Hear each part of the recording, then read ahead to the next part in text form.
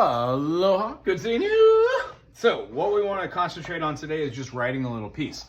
Up to this point, we're just kind of concentrating on what a major is, how to see them in different sections.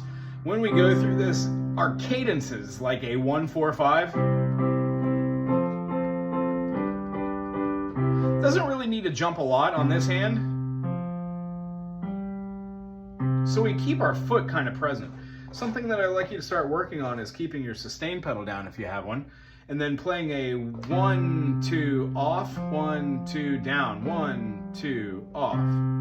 When you do this, it gives you a certain pulse and a pattern. What we want to do is see that with our other chord, like a C major pulse.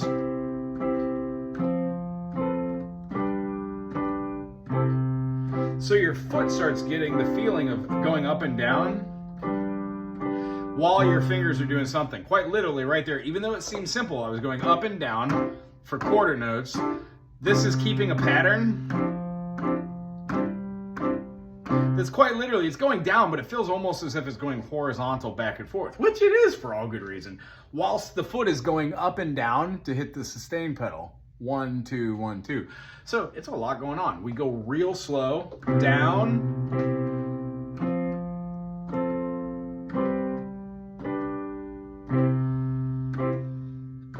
eventually it starts getting a little easier to do the finger movements.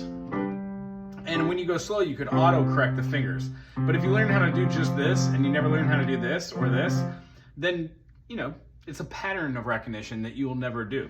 The chord you chose was a G minor. We had a 7 in there, and then we added our 4 in there. Sounds great. Love that chord. Feels good with the bass note too.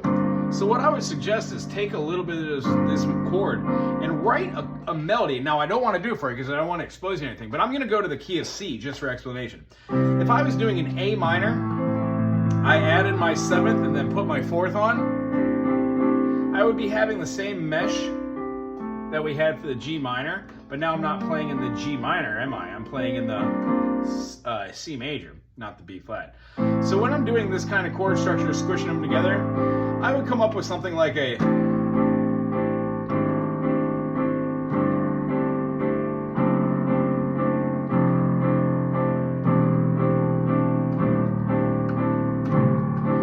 I would work on all the notes chromatically, working from top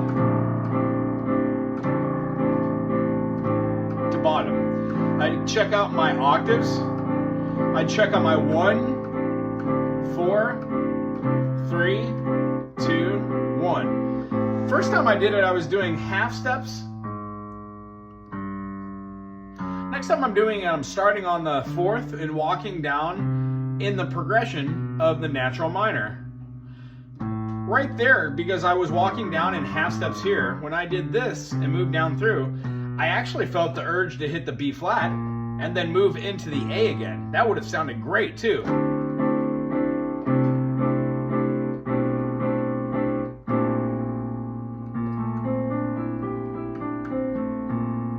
Maybe a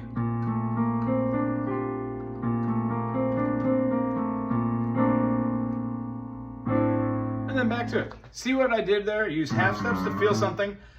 Use the natural minor scale of the 4, flat 3, 2, and then realized, oh man, I could put this minor second in there as a lending leading tone. What I actually did was we played a chord that would be derived out of a diminished, and it resolved back to the A or the A minor, either one.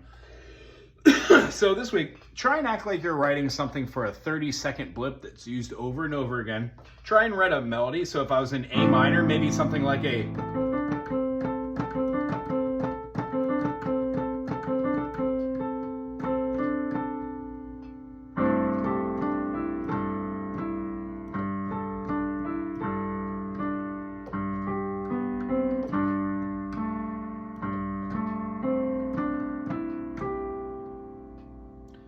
without going outside of the natural minor.